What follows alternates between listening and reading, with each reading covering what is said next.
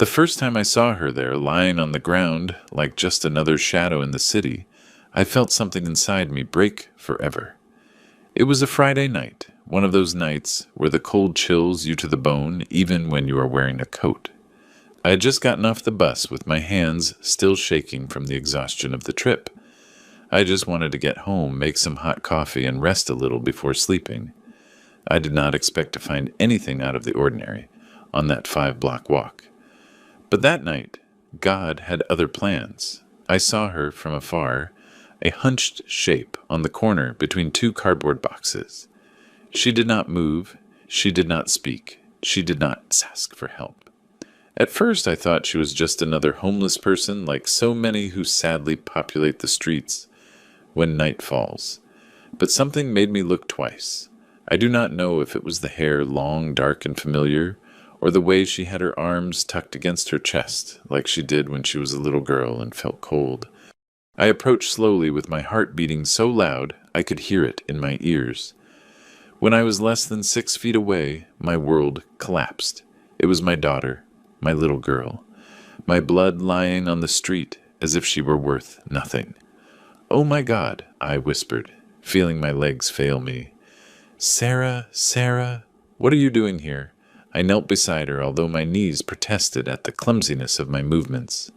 Her face was dirty, marked by the dust of the street. Her skin was cold, her lips cracked. Her clothes were worn out and torn in several places. One sneaker did not belong to her. It looked too big.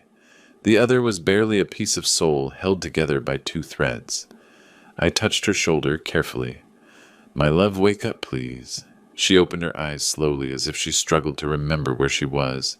When her gaze focused on me, a mixture of surprise, shame, and relief crossed her features. "Dad," she whispered with a broken voice, "what are you doing here?" I could not speak. My throat closed up in a way I had never felt before. I just took her by the arms and hugged her. She cried against my chest, weak, exhausted, as if she had not done so in years. My hands shook as I stroked her hair, trying to understand how it was possible that my daughter, the same one I had raised with so much love, was sleeping on the street, like a stranger abandoned by the world. "Get up, honey," I managed to say at last with a ragged voice. "We are going home right now. You are not staying here 1 second longer." She trembled when she tried to stand up. We had to do it little by little, leaning on me like she did when she was small and was afraid to walk alone on stormy nights.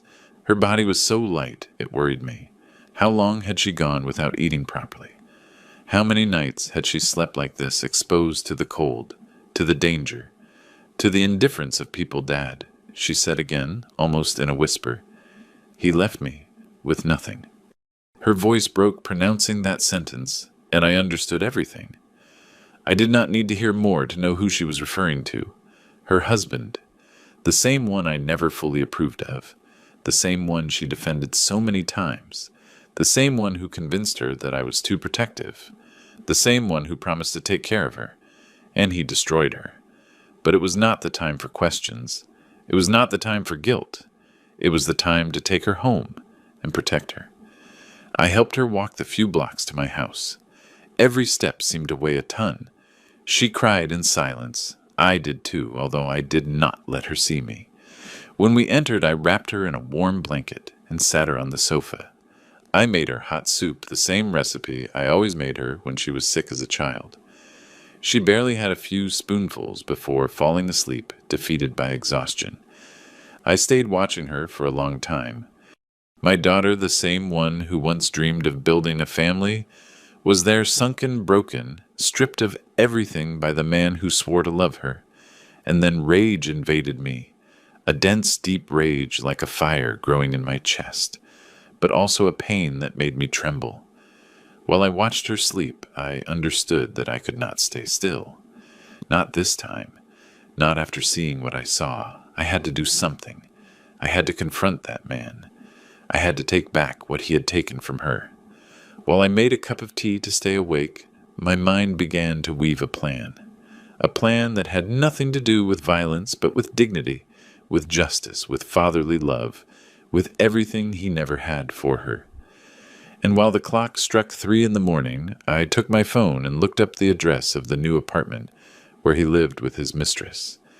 There, in an elegant building surrounded by luxuries that did not belong to him, slept peacefully the man who had left my daughter sleeping on the street. But before we continue, I would like to know if you subscribe to the channel, William's Revenge Stories, and if you liked the video. This helps me see that you support me and enjoy my stories. Now let's continue. That night, sitting next to my daughter while she slept, I decided that the next day I would go look for him. I did not know exactly what I would do when he opened the door, but I did know one thing. Never in his life would he forget what was about to happen. When I woke up, it was almost 9 in the morning. I had slept in the dining room chair with my head resting on my arms. I did not remember at what moment sleep had overcome me, but I did remember every detail of what I had seen the night before. My daughter was still there, curled up on the sofa, wrapped in the blanket I had put on her with soft breathing, and her face still marked by fatigue. I approached slowly and watched her. That fragile peace I saw in her expression did not match the reality she had lived. And while I watched her sleep, a thought hit me with the force of a hammer. My daughter was missing from my life completely for 2 years, and I never imagined she was like this. It hurt me. It went right through me. It destroyed me on the inside.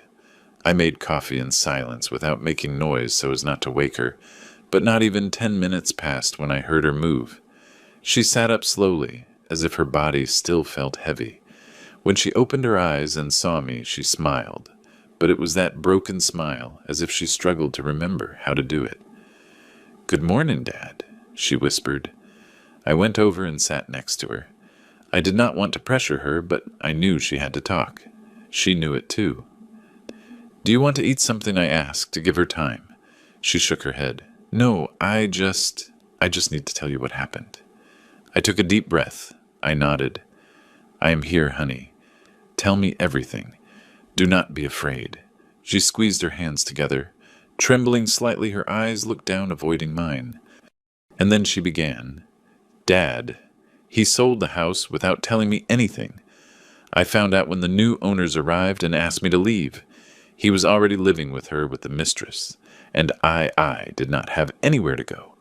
I felt a wave of heat run through my chest. Pure fury. Absolute indignation. How could he do that to you?" I managed to say with difficulty. She shook her head. "Because he was always like that, Dad. I just hid it all, so you would not suffer. He manipulated me. He made me believe that if I told you something, it was going to cause you a heart attack, that you could not handle it, that it was better to leave you alone." I listened to her in silence, feeling my heart tighten. "But that is not the worst part," she continued, and her voice broke. "When he left with her, he left me without money. I had temporary jobs, but it was not enough for anything. I slept at friends' houses, but it did not last long. Later in cheap motels. In the end, I ended up on the street. I just could not take it anymore." I took her hand. Her hand was cold, but her pain burned. "Why did you not come home?" I asked, almost in a whisper. She began to cry. "Because I was ashamed, Dad. I was ashamed that you would see me like this defeated, and because he kept repeating that you were better off without me, that I was a burden, that if I came back to you, I would ruin your life. I believed him. I was a fool." I lifted her face gently so she would look me in the eyes. "Listen to me well," I told her with a firm voice but trembling with emotion. "Never, never have you been a burden. You are my daughter, my family, my blood. I would have crossed the world to help you. How could you think I would be better off without you?" She broke down. Her crying flooded the room. Her pain mixed with my helplessness. I hugged her while her body shook. "I am sorry, Dad," she repeated over and over again. "I am sorry." "You do not have to apologize, honey," I replied, stroking her hair. "You did not do anything wrong.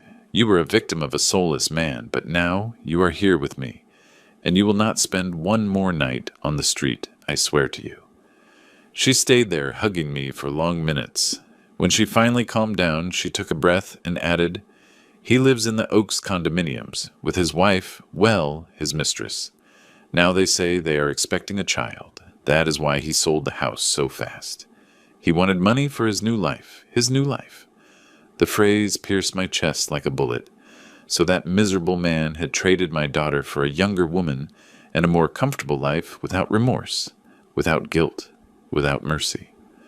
I got up from the sofa and began to walk around the living room, unable to control the rage boiling in my veins. My daughter looked at me, worried. "Dad, what are you going to do?" I stopped. I stared at her. I felt my hands clench into fists. "I am going to do what I should have done a long time ago," I said with a deep voice. "I am going to go talk to him." She opened her eyes with fear. "Dad, no, please. He is dangerous. You do not know what he is capable of, and he does not know what I am capable of," I replied without looking away. She swallowed hard. "Promise me you are not going to do anything bad." I looked at her with tenderness, but with a certainty I did not remember feeling in years. "I promise you I will not do anything that hurts you. But I am not going to let the man who destroyed you keep living as if nothing happened." She lowered her gaze. I think she understood that my decision was irreversible. I went to my room, opened my desk drawer, and took out a folder where I kept important documents. I did not know yet what I was going to use, but I knew I would need something, anything, some proof, some data, some clue, because what that man did could not go unpunished. While I looked through papers, I heard my daughter's voice. "Dad, thanks for picking me up last night." I turned around. She was at the door with a fragile but true smile, and that smile gave me strength. "Sarah," I said with a soft voice, approaching her, "never think again that you are alone." I hugged her one more time, and that morning, while the sun was just beginning to peek through the window, I knew with certainty that the next day I would be looking into the eyes of the man who destroyed her life, and that he would never forget what was about to happen. I slept little that night, actually almost nothing.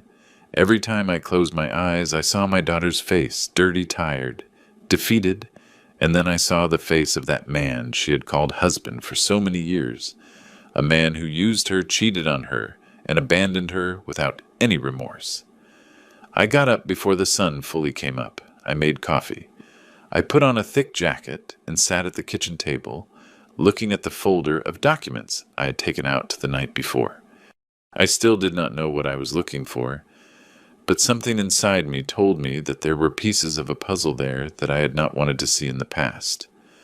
While I reviewed old receipts, contracts, and a copy of my daughter's marriage certificate, I heard her soft steps behind me. She approached with an expression that mixed shame and relief. "Good morning, Dad," she murmured. "Good morning, honey. Could you rest?" She nodded, although her eyes said something else. "I slept better than in years," she confessed, and that pierced my soul. I poured her a cup of hot coffee, and we sat face to face. The morning light entered through the window and illuminated her face. It was like seeing a reflection of the little girl I once carried on my shoulders to take to the park, the same one who asked me for stories before sleeping, the same one who promised to call me every day when she went to live with her husband. But life had been cruel to her, too cruel. "Sarah," I said with a firm voice, "I need you to tell me everything you remember, everything, even what you think does not matter." She bit her lower lip, hesitating. Then she took a deep breath and nodded. "Okay, Dad, I will tell you everything." She settled in the chair as if preparing to open a box full of painful memories. He started to change long before leaving with her. She began, "At first I thought he was stressed about work, but no, he already had a relationship with that woman. I was the fool who did not want to see it." "You are not a fool," I interrupted gently. She continued ignoring my comment. "One day he arrived furious and told me that the house had to be put in his name. He yelled at me, he insulted me, and I accepted. I still do not know why I did it. Maybe I was tired, or maybe I was afraid of being alone. I clenched my fists on the table. "And when did he sell the house?" "A month later," she replied, lowering her gaze. "He told me the sale was for a project." "But I did not see a single cent. When I asked him, he yelled at me that it was none of my business. Then he disappeared for 2 days, and when he returned, he was already planning to leave with her. My breathing became heavy, and no one helped you. No lawyer, no friend. He convinced me that if I reported him, he could say that I was mentally unstable and that I would lose any right. He even said he could take away my last name. He terrified me. Dad, I felt something I could not describe. It was not just rage. It was an ancient, deep, almost primitive pain, as if the injustice committed against my daughter had been nailed into my own skin. I got up from the chair without wanting to, driven by the need to walk. She looked at me worried. Dad, what are you thinking? I am thinking, I said with a racing heart, that man is going to pay for everything he did to you. That I'm going to look him in the eyes and I'm going to remind him who I am, and that I am not going to allow him to destroy your life again. Never again. She stayed silent. Then slowly she spoke. Dad, I am scared. I turned and looked at her with tenderness. You do not have to be scared. Not while I am alive. She got up and hugged me. Her body trembled mine too. We were two wounded souls trying to find strength in each other. When she pulled away, I thought she wanted to rest, but she went to her bag and took out an envelope that was crumpled and almost torn. I found this a long time ago, she said. He does not know I have it. I kept it without knowing why, but maybe it will be useful to you. I took it in my hands. I opened the envelope carefully. Inside were copies of printed emails, contracts, text messages, all related to the sale of the house. There were suspicious bank movements, deposits to unknown accounts, and one thing that caught my attention. A message from the mistress telling him, sell it now. We need it to close the deal on the apartment.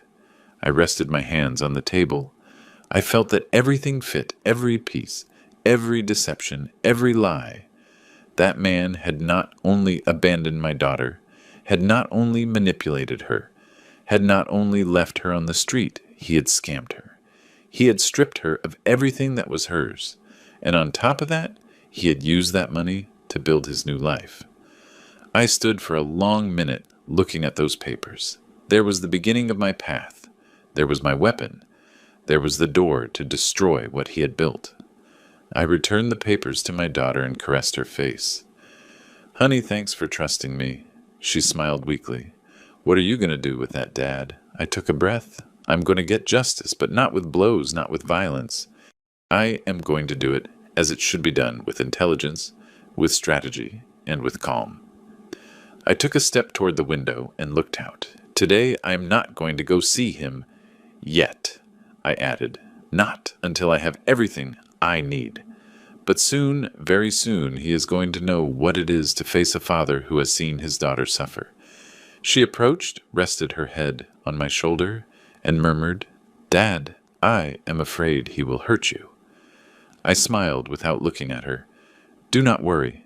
He is not going to touch me. He will not be able to. My hands closed into fists. The plan had been born. One that he would never see coming. One that would change his life forever.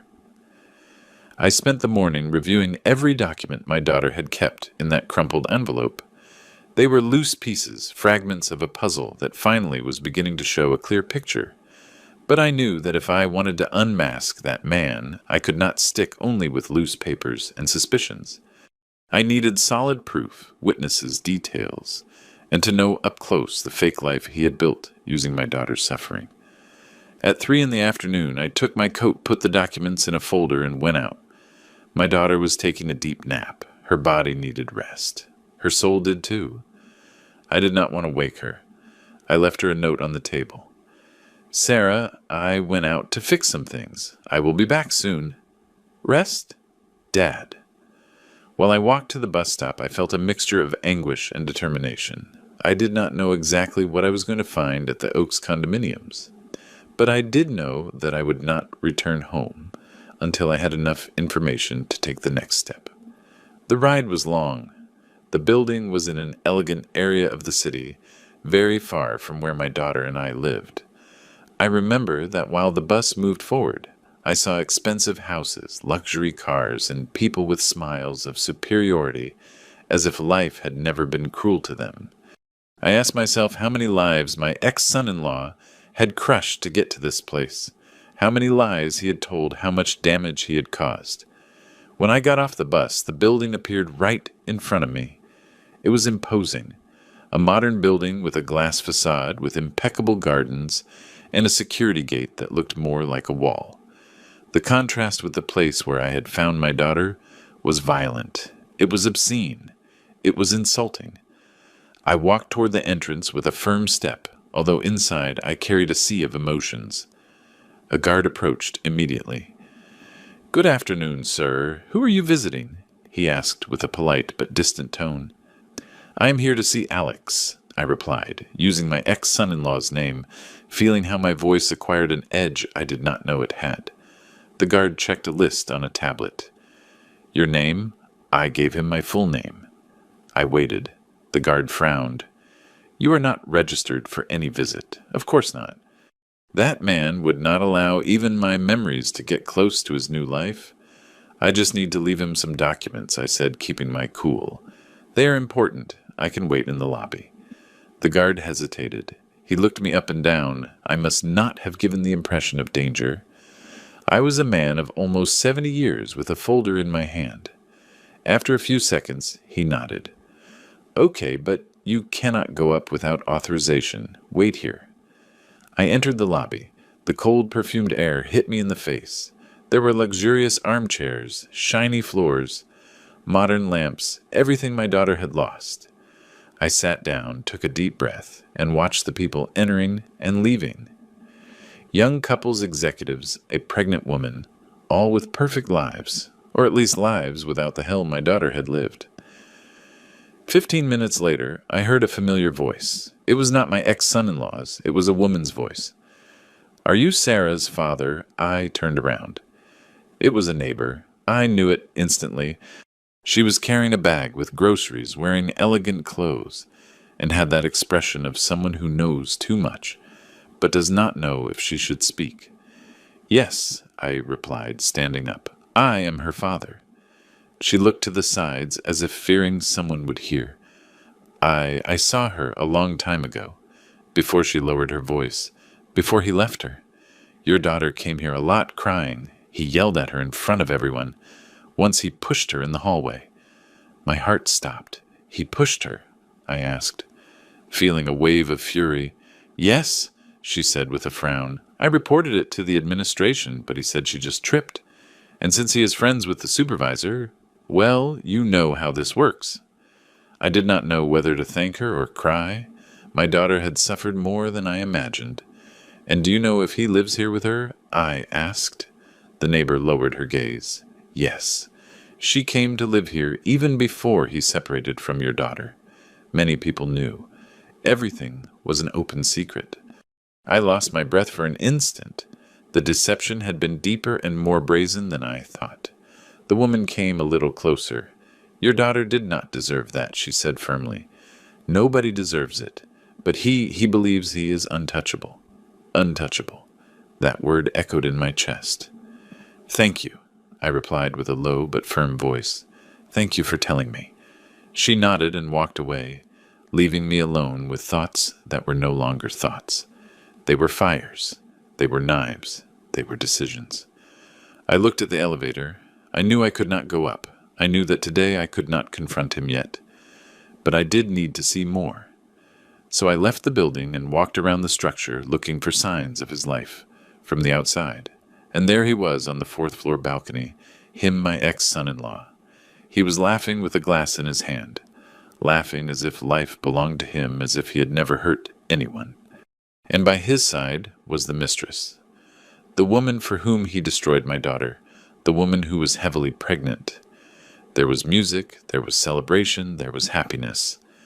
I felt something inside me split, because while they celebrated their new life, my daughter was sleeping in my house after having lived on the street. I did not move a single muscle. I just watched until he went back inside the apartment, not imagining that from below the man he should have never despised was watching him. That day, as I walked away from the building, I understood everything. I was not going to hit him. I was not going to insult him. I was not going to confront him like a furious old man. I was going to destroy him with the same calm with which he destroyed my daughter. But unlike him, mine would not be cowardice. It would be justice. I walked back home slowly with the folder pressed against my chest and my mind full of images I could not erase. Every step seemed heavier than the last. The echo of the laughter I had heard on that balcony kept pounding inside my head like a hammer. Years had passed since I felt such an explosive mix of hate, pain, and determination. When I arrived, the sun was going down, the house was silent. But that silence was not empty. It was the silence of peace my daughter needed. I approached the sofa where she had slept the night before. This time she was awake, staring out the window as if trying to understand at what moment her life had broken. "Sarah," I said softly. She turned her head and smiled, but that smile hurt. It was a smile of gratitude overshadowed by sadness. "Dad, you're back." I sat next to her. There was a long silence between us, one of those silences that speak for themselves. She knew I had gone to the building. I knew she wanted to ask, but neither of us spoke at first. Finally, I took a deep breath. I saw him. She tensed her shoulders. Him, yes, him and her. She looked away and pressed her lips together as if she wanted that conversation to end quickly. I did not blame her. Reliving that pain was like opening a freshly closed wound. "They seem happy," I added without emotion, as if the words had no owner. She closed her eyes for a moment. "I knew it," she whispered, "but it hurts anyway." I took her hand and squeezed it. "Honey, you do not deserve to carry this shame. You do not deserve to carry his trash on your back. He did not destroy you because you were weak. He destroyed you because you are good. And good people sometimes trust the wrong person." Her eyes filled with tears, but she did not cry. She stayed still, listening. "I do not want to avenge you out of anger," I continued. "I want to do it because he owes you, because he snatched your home, your dignity, your peace of mind, and because I, as your father, am not going to die without making sure you get your life back." Her lips trembled. "Dad, please do not do anything that puts you at risk." "I will not," I replied firmly. "I am not an impulsive young man anymore, and I do not need to yell at him or touch him to destroy him. What I will do, I am going to do well. I am going to do it like a man who has lived long enough to know that justice is more powerful than rage." She stayed looking at me for a long time, as if she were trying to recognize herself in my words, or perhaps trying to recognize the father she once thought invincible. "Dad, I love you," she said, breaking a little. I hugged her, a long, real hug, one of those that hold the soul together. I felt her tears on my shoulder, and I thought that, although the world had been cruel to her, I would never allow it to trample her again. When she calmed down, I helped her stand up. She walked to her room with slow steps, but more secure than the day before. I stayed alone in the living room. I looked at the folder on the table, the documents, the messages, the proof of the betrayal. And there in that heavy silence, I felt the clarity I had been waiting for since the moment I found her sleeping on the street. It was no longer just pain. It was no longer just rage. It was a purpose so solid it seemed part of my own body. I approached the window. Night had already fallen. The streetlights illuminated the solitude of my home. I thought about my daughter sleeping safe under a roof again. I thought about the man who had destroyed her and who now lived like a king. I thought about the woman accompanying him about her pregnancy, about the perfect life they had built on lies. And without realizing it, I spoke in a low voice. "Tomorrow I will start. But before continuing, I would like to know if you subscribe to the channel and if you like the video. This helps me see that you support me and enjoy my stories. Now let's continue." I took the folder and opened it once more. Every document was a seed of truth. Every message was a crack. Every signature, every date, every printed conversation was a knife I could sink with surgical precision. I did not need violence. I did not need threats.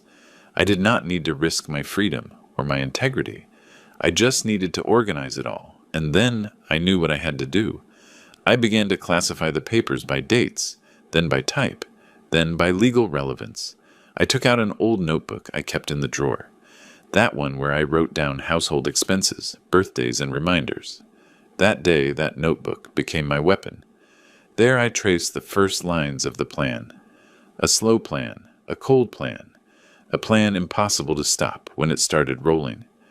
My ex-son-in-law had a weak point, one he had not noticed until that moment. The mistress did not know that the house he sold belonged to my daughter. She did not know it was bought with mutual effort from both of them. And above all, she did not know that he committed fraud by putting the property in his name through emotional manipulation and threats. The walls of that luxurious apartment were built on a secret that only I could destroy. I closed the folder. I breathed deeply. I looked at the clock. 10 at night. My daughter was sleeping peacefully in her room. I, on the other hand, was awake, more awake than at any other moment of my life, because I knew something with absolute certainty. Tomorrow would be the beginning of the end for him, and the beginning of a new life for my daughter.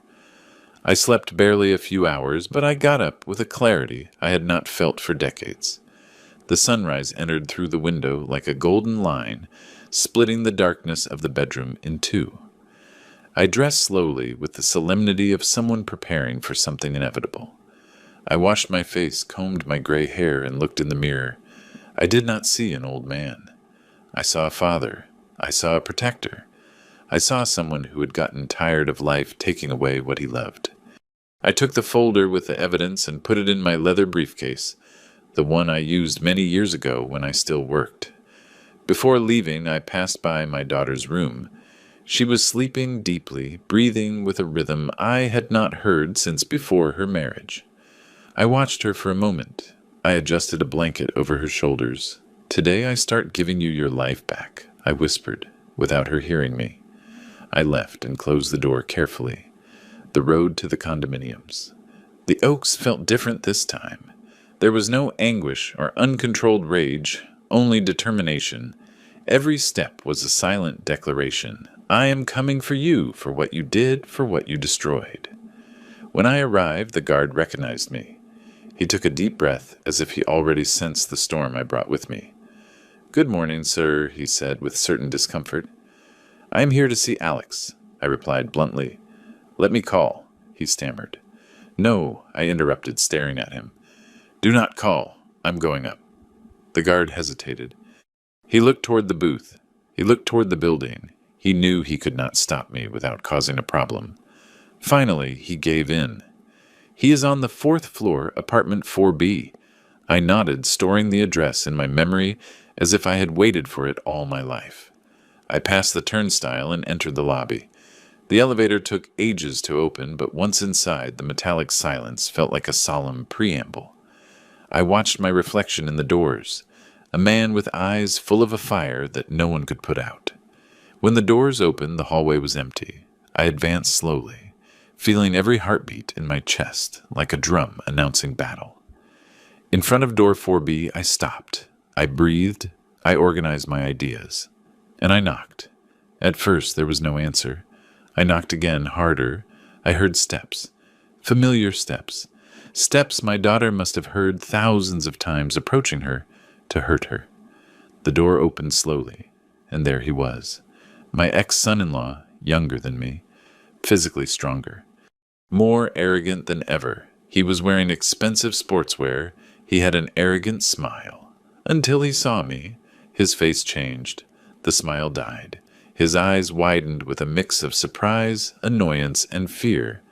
"You," he spat the word as if I were a plague. "What are you doing here?" I did not answer immediately. I watched him carefully without rushing. He got uncomfortable. "You have no business in my house," he added, trying to recover his tone of superiority. "I came to talk to you," I said finally, "and I am not leaving until I do." He let out a short, nervous laugh. "Talk about what?" "About your daughter." "She brought what happened on herself. I am not going to be responsible for a useless woman incapable of supporting herself. There I felt it." My stomach turned. My blood boiled, but I did not raise my voice. I did not move forward. I did not touch him. I just took a deep breath. "I am going to repeat this only once," I said, with icy calm. "Speak about my daughter with respect, or it will be worse for you." He frowned. "Worse? Are you threatening me, old man?" "No," I replied, locking eyes with him. "A threat is saying something that might happen. I do not work with might. I work with facts." He laughed again, now louder. "And what are you going to do? Hit me? Call the police? Tell the world your daughter is a failure?" That was the exact moment I understood why my daughter had broken, why she had fallen so low, why she had been afraid to come home. That man had no soul. "Let me in," I ordered. "No." "Then I will speak here," I replied, lifting the briefcase a little. His eyes locked on it. The fear returned. "What do you have in there?" "What should worry you?" I replied. "Proof documents, messages, illicit transactions, conversations with your mistress before you left my daughter, and most interesting proof that you committed fraud with the sale of the house, a property that legally should have never been in your name." He paled. I saw him swallow hard. I saw him wobble for a second. "You do not know what you are talking about," he stammered, taking a step back. "No," I smiled slightly. "I know everything, and what I do not know, I will find out. Today I came to warn you. Tomorrow I will not warn anything." He was breathing fast. He looked inside the apartment nervously. Someone was moving in the kitchen. The mistress. Then I knew he did not want her to hear. "Listen well," I said, leaning just a little towards him. "My daughter slept on the street, alone, hungry, broken, while you were here playing rich. That is over. You cannot prove anything," he tried to reply, but his voice was shaking. "Today I am not coming to prove it. Today I am coming to tell you. Tomorrow will be different." He opened his mouth to say something else, but he could not.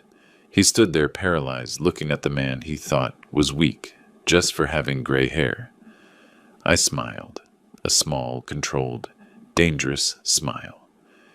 "Enjoy your day, Alex. You have few like this left." I turned around. I walked toward the elevator. I did not look back. I did not need to. I had fulfilled the first part.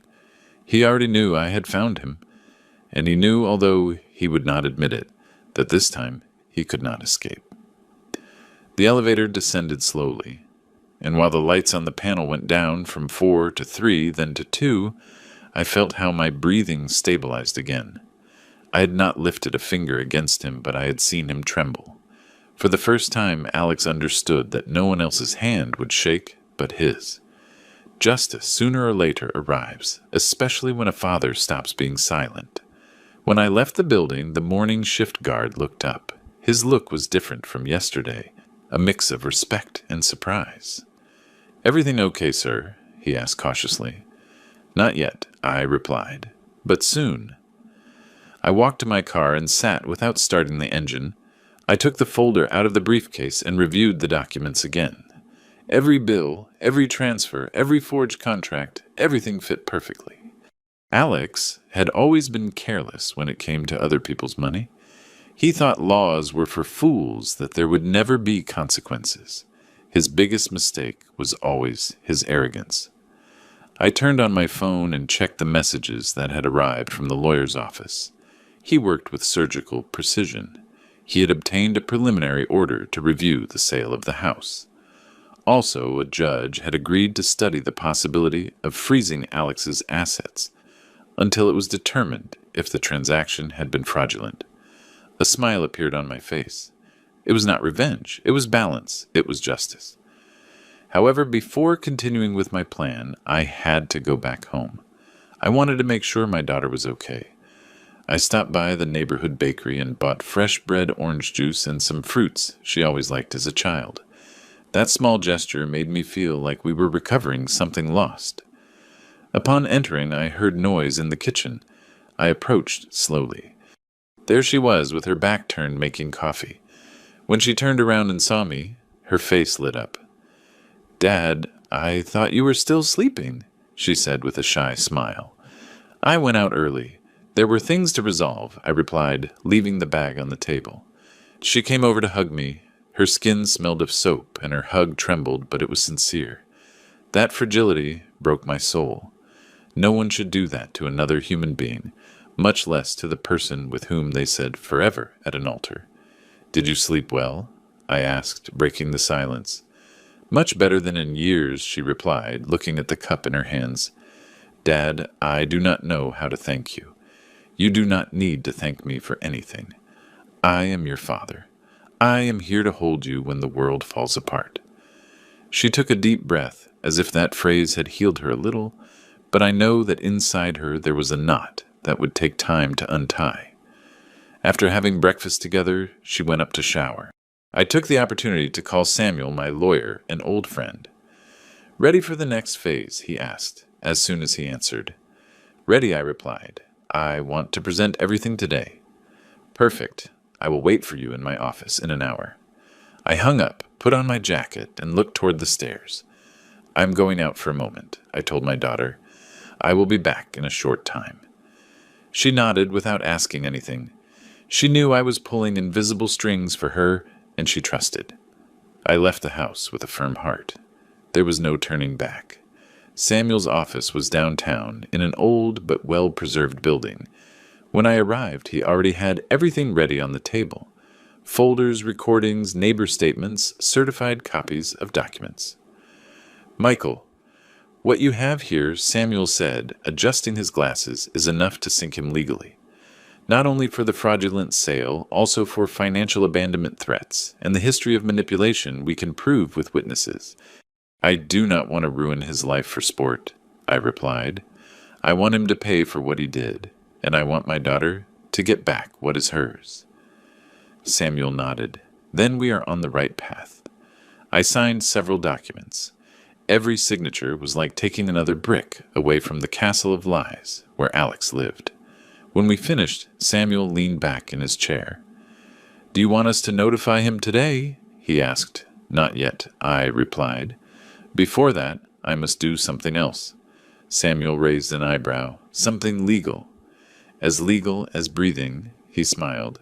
He knew I was a man of principles, but he also knew there were limits that once crossed by others demanded forceful answers. Back in my car, I thought about the inevitable. Sooner or later, my daughter would have to face her past face to face. But before that, it was Alex who had to feel the ground crumbling under his feet. I returned to the Oaks condominiums. The guard looked at me surprised. Here again, sir, relax, I said. I am not coming to talk to him. Oh, okay, he replied with relief. I arrived at the underground parking. I knew which car was his. A black sedan he showed off as if it were a throne on wheels. I approached and took something out of the briefcase, a laminated sheet that could not be ignored. It was a copy of the legal complaint with the court's date and stamp. Not the original, but enough to give him a nervous breakdown. I placed it carefully on the windshield under the wiper. Then I stepped back a few steps and watched the car from afar. No one else noticed, but I did. That paper was the beginning of the end. When I got on the elevator to return to the surface, my phone rang. The name on the screen froze me.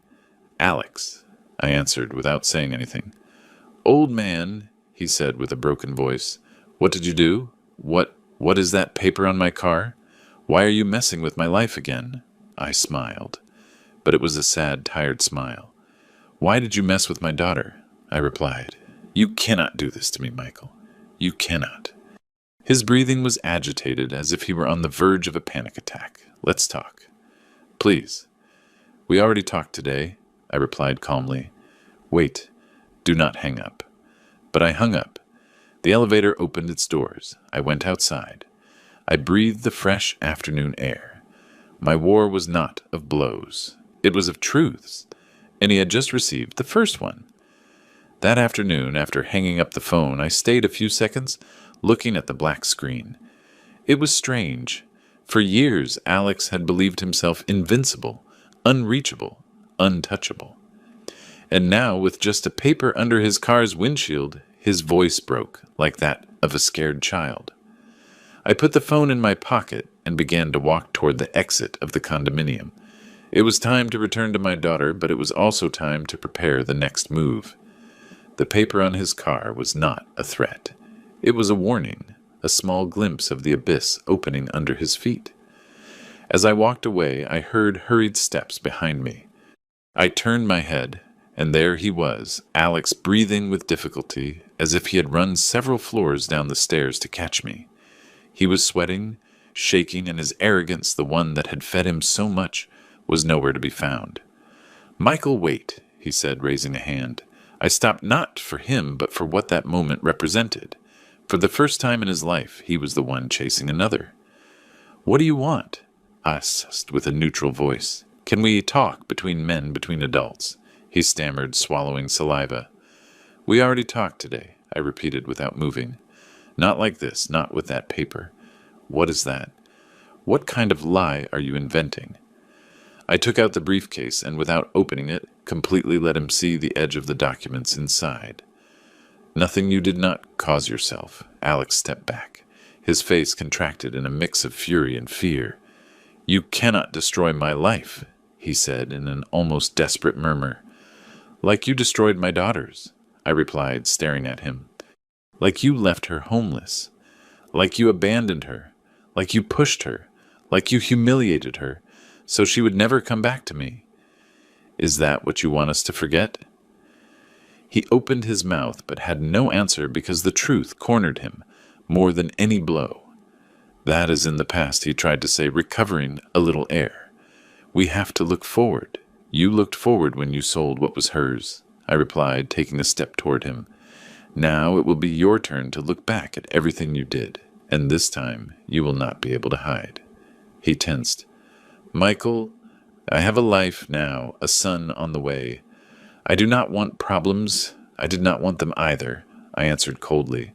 "But you created them, and the difference between you and me is that I take responsibility for what I do." He remained silent, but his breathing betrayed that he was on the verge of collapse. That man who had made my daughter cry so many times was now afraid of a few sheets of paper. Without saying more, I turned around. He did not follow me. He did not dare. On the way home, I called Samuel. "I want to see the mistress," I told him. "The mistress?" he repeated, surprised. "Yes, I need her testimony. Even if she does not give it officially, I need her to know who she is living with." Samuel sighed. "Michael, that can complicate." "I know, but it is necessary. He knew he could not stop me." "Okay, I will send you her address." My phone vibrated seconds later with a message.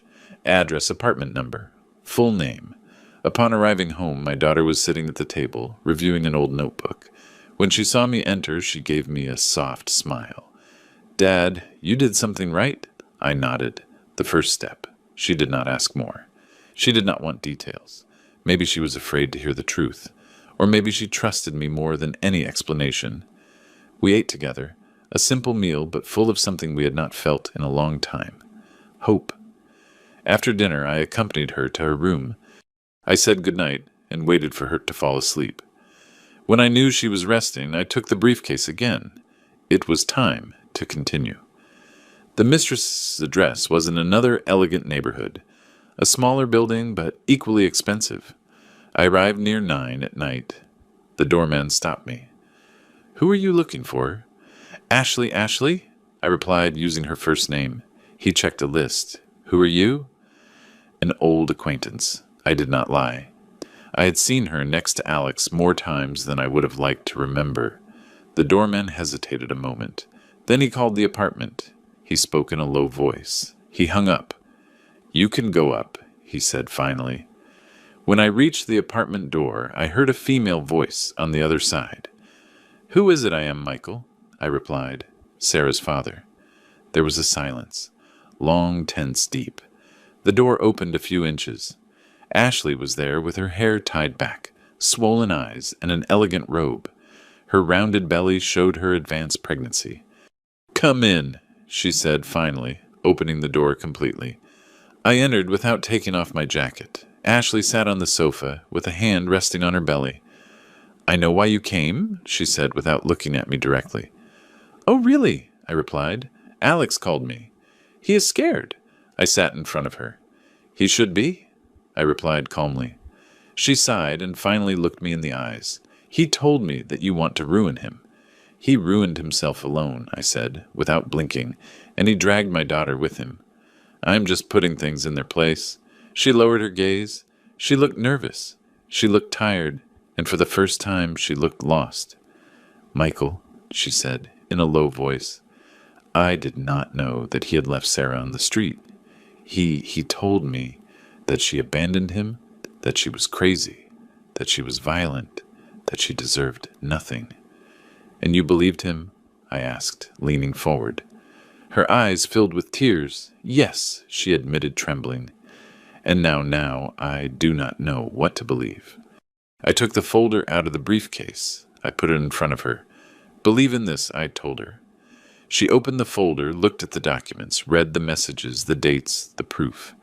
Her face changed with every sheet. Her breathing accelerated.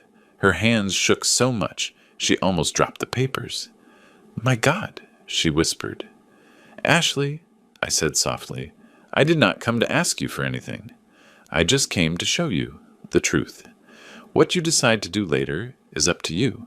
She looked at me with red eyes. He told me that you were violent, that your daughter left because you were a bad father. Did he tell you that? I asked with a bitter smile. Yes. Then you already know who Alex is, I replied, standing up. A man who always needs a monster to justify his mistakes. She broke down crying. She cried as if her world had collapsed. And in silence I knew I had achieved something deeper than any legal blow. I had broken the only emotional refuge Alex had. When I left the apartment, I took a deep breath. The night air was cold but liberating. Alex did not know it yet, but what I did that day would be impossible to reverse. The next morning when I woke up, the house was silent. The sun entered through the dining room window, illuminating the table where my daughter used to sit and write in a notebook that was already worn by so many tears. I made myself a coffee and stayed a moment watching her bedroom door. She was still sleeping. She looked so calm when she rested, so different from the broken woman I had found lying on the street. I took a sip and looked at the clock. At 8 sharp, the phone vibrated. It was Samuel. Michael, he said bluntly. Alex went to the precinct this morning. To report me, I asked with an almost amused tone. To report that he is being extorted.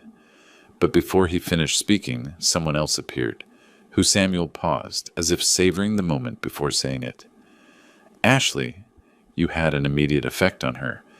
She went to the precinct with the folder you left her. With everything.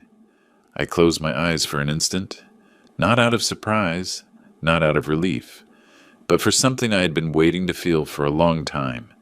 Justice. And what did the officer say? I asked. That Alex's complaint does not proceed. And now, his voice became lower. Now they have 2 lines of investigation open, one for fraud and another for psychological violence and financial abandonment toward your daughter. I said nothing. I just inhaled deeply. This is just starting, Samuel added. Get ready. He is going to call you. Let him call, I replied. I hung up. Not even 10 minutes passed when the phone vibrated again. The name Alex blinked on the screen. I answered. What did you do? He yelled without even breathing. What the hell did you tell Ashley? Why did you bring the police into this? I only showed the truth, I said with a calm voice. Lie, he spat. You manipulated everything. You confused her. You poisoned her. Alex. She read your messages. Your own history poisoned you alone. There was a tense silence. I heard his accelerated, almost irregular breathing. Do not ruin my life, he said finally, with a tone bordering on begging. You ruined my daughter's life, I replied without raising my voice. What happens to you from now on is not my business. He hit something. A door slammed a piece of furniture I do not know, but something broke. And I am not talking about wood. Michael, we have nothing to talk about, I answered, and I hung up.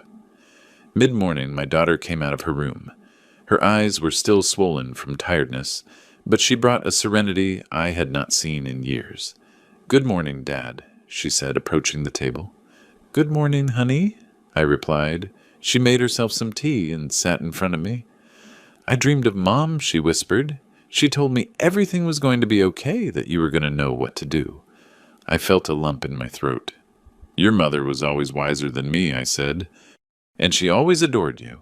My daughter smiled, a small, fragile, but real smile. "Dad," she murmured, "did something happen?" I nodded. "The police are investigating Alex." She opened her eyes, surprised. "Really?" "Yes," I replied firmly. "And Ashley brought proof." My daughter put her hands to her mouth. "Does she knows everything." "Now she does." My daughter lowered her gaze. "Dad, I did not want to ruin her life. I just wanted her to let me live in peace." "Sarah," I said softly, calling her by her name. "He ruined his own life. You're just getting yours back." She cried in silence, clean tears, not of pain, but of relief. At 5 in the afternoon, Samuel arrived at the house. He brought a folder and a serious face. "Michael," he said upon entering, "this is moving faster than I expected." What happened now? He sat at the table and opened the folder. Ashley presented her voluntary statement. She said Alex lied to her about everything related to Sarah, that he hid the sale of the house from her, and that he manipulated her to keep her away from any contact with you and your daughter. I looked at Samuel attentively. "And what else?" Samuel took a deep breath. "She said that last night when she saw the proof you showed her, he threatened her. Not physically, but psychologically. He yelled at her. He told her that if she spoke, he would make sure she suffered consequences." I clenched my fists. "That coward never changed." "Ashley made it clear she fears for her safety," continued Samuel, "and being a pregnant woman, that weighs heavily in the report." I stayed silent for a few seconds. I felt a mix of sadness and cold justice, like a scale finally beginning to balance. "Are they going to summon him?" I asked. "More than summon him," replied Samuel, closing the folder. "They already did. He has to present himself tomorrow. If not, they will issue a warrant." I nodded slowly. Michael, added Samuel, looking at me seriously, "You have to be prepared. Alex is not going to give up easily, I know," I said, "and you also have to be ready for the reaction of his in-laws. They have always protected him." I smiled, with a calm that even surprised me. "They do not know what I know."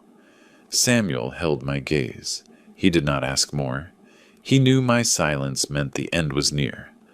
That night my daughter and I had dinner together. The food tasted different, not because there was something special on the table, but because there was peace, something I had not felt for a long time. While we drank coffee, she asked, "Dad, what is going to happen when Alex faces all that?" "Whatever has to happen," I replied. She nodded, but then added, "And you? Are you going to be okay?" I looked at her with tenderness. "Honey, I started this for you, and I will finish it for you." She got up, went around the table, and hugged me tight. It was eternal seconds, of those one keeps forever. "Thanks, Dad," she whispered. "Do not thank me," I replied. "I am just doing what any father should do." When she went to sleep, I remained sitting, looking at the window with the streetlights reflecting on the glass. Tomorrow would be an important day, one Alex could not avoid, one that would change the course of everything. And while the clock advanced, I knew what was coming would be definitive. I woke up before the alarm rang, not because I was anxious, but because I knew I could not receive this day asleep. I got up, slowly made coffee, and stayed a long while watching the steam rise from the cup. It was curious how, after a whole life of working, raising children, losing my wife, and facing so many storms just today, my heart beat with a strange calm, a calm that only appears when one knows the truth is finally about to win. The house was silent. My daughter was still sleeping. Despite all the suffering in the last few nights, she had finally managed to rest. Her breathing from the hallway sounded serene. That more than anything else gave me strength to keep going. At 8:30, sharp Samuel arrived. He did not knock in a hurry, but with that firm and secure knock, as always. "Ready?" he asked upon entering, more than ever. Samuel brought 2 folders, his briefcase, and the serious gesture of a man who knows hard endings and also just ones. "Today Alex must present himself at the precinct," he said while pouring himself a coffee. "And believe me, it is not going to be a simple encounter." I nodded. "And Ashley?" I asked. "She has been there since early," he replied, "and she is not alone. Her mother is accompanying her." That surprised me. The mother Samuel smiled barely. "It seems last night Ashley talked to her, and she told everything she had lived. What he told her, what you showed her, what he had done with your daughter." The image hit me hard. A pregnant woman, young, trembling, confessing she had been living with a manipulative man without realizing it, and her mother holding her, listening to a story no mother would want to hear. "She wants to testify too," added Samuel. "She claims that months ago she saw signs but did not know how to interpret them." I let out a long sigh. "Then today everything will be known," I said. Samuel denied softly. "A part. But it will be enough for Alex to stop pretending to be a respectable man." At 10 we left for the precinct. The place was busier than usual. There were voices, whispers, people entering and leaving, and there, sitting with her gaze down, was Ashley. I had not seen her since that night. Her hands rested on her belly, and it was clear she had cried recently. I approached slowly. "Ashley," I greeted with a warm tone. She looked up. Her eyes were red, but in her expression there was something more than sadness. There was decision. "Mr. Michael," she whispered, "thank you." "Thank you for opening my eyes," I denied softly. "Do not thank me. You opened your eyes alone. I showed you a mirror." She pressed her lips together and nodded. "My mom is inside," she said. "She is talking to the officers." "Good," I replied. "It is important." At that moment, the precinct door opened suddenly. Alex appeared. He was dressed well, as always, but his appearance was far from his usual arrogance. He had a wrinkled shirt, messy hair, and agitated breathing. But the most shocking thing was his look, a mix of fear, rage, and desperation. When he saw Ashley, his face tensed. When he saw me, he lost color. "You," he spat between his teeth. "So you did it. You turned everyone against me." "No, Alex," I told him calmly. "You did it alone." Ashley stepped back when he approached. Instinctively, I put myself in front of her. "Alex," I warned him, "not one more step." He looked at me with a hatred I had never seen in anyone. "You destroyed my life," he said. I tilted my head a little. "No. I just stopped allowing you to destroy my daughters." Samuel took a step forward. "Alex, it is time. Go inside." He stayed still as if his body refused to move. "I am not going to declare anything," he said. "Perfect," replied Samuel. "We will do it without you." That "we will do it without you" hit him more than any insult. Inside, the scene was different. Ordered, cold, official. Statements were taken one by one.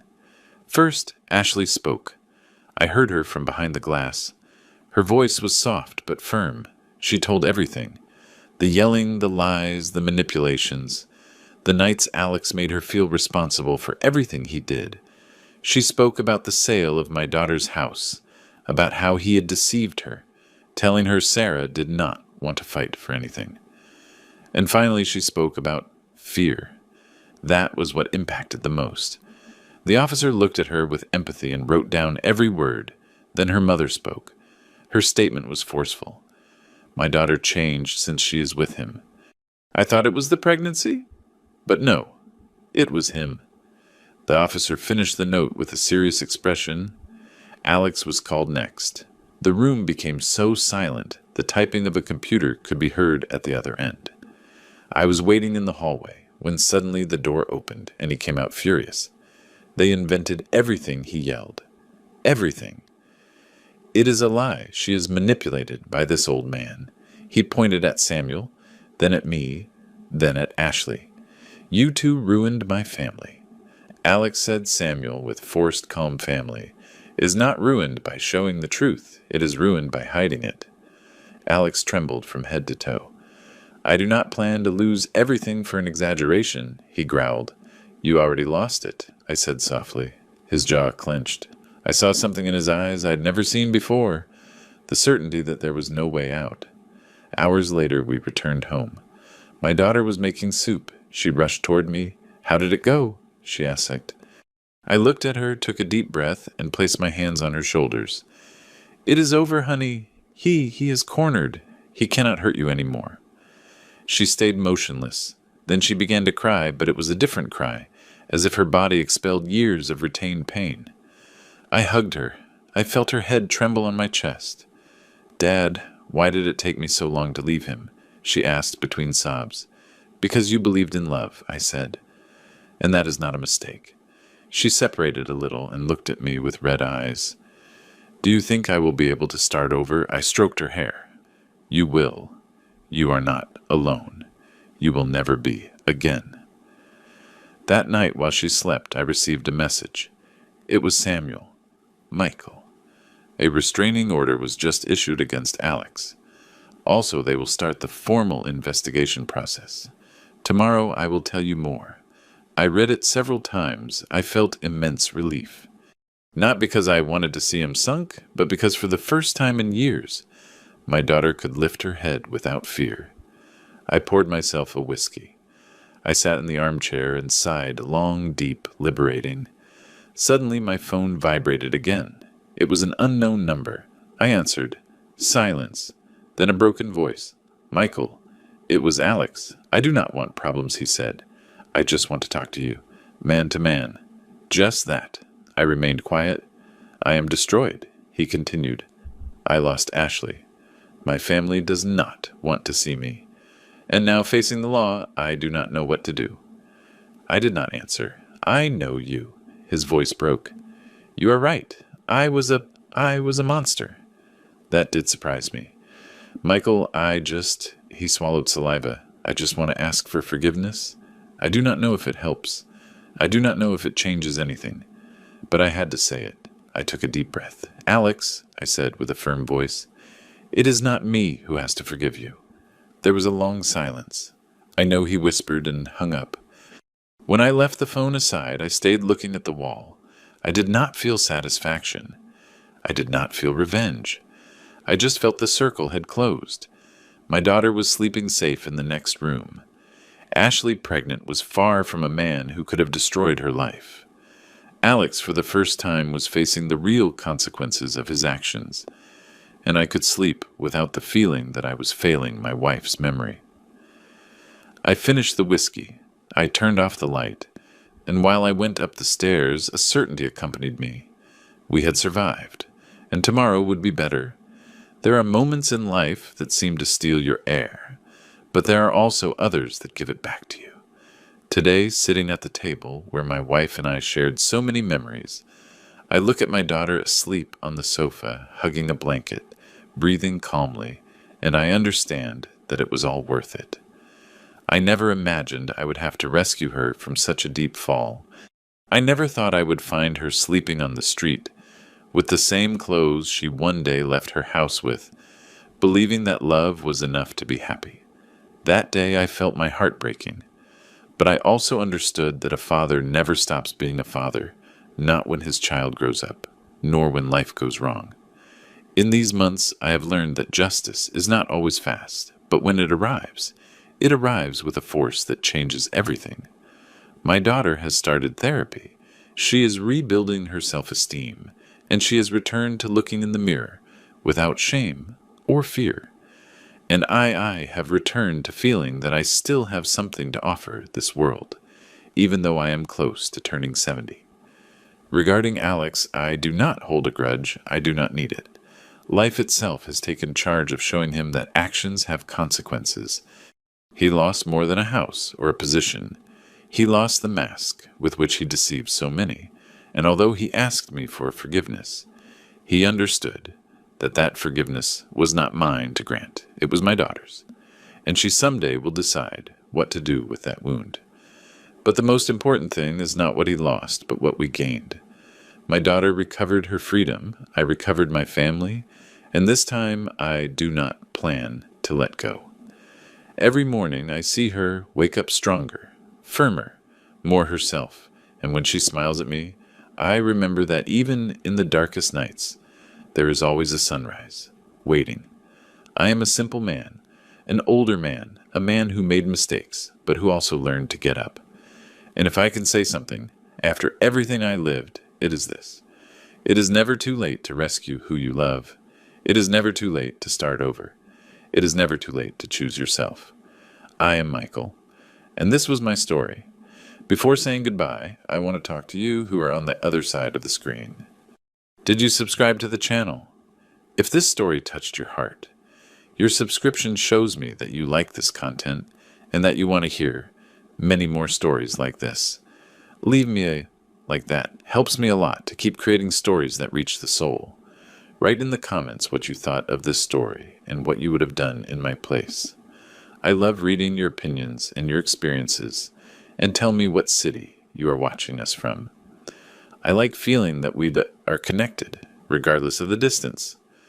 Thanks for joining me until the end. See you in the next story.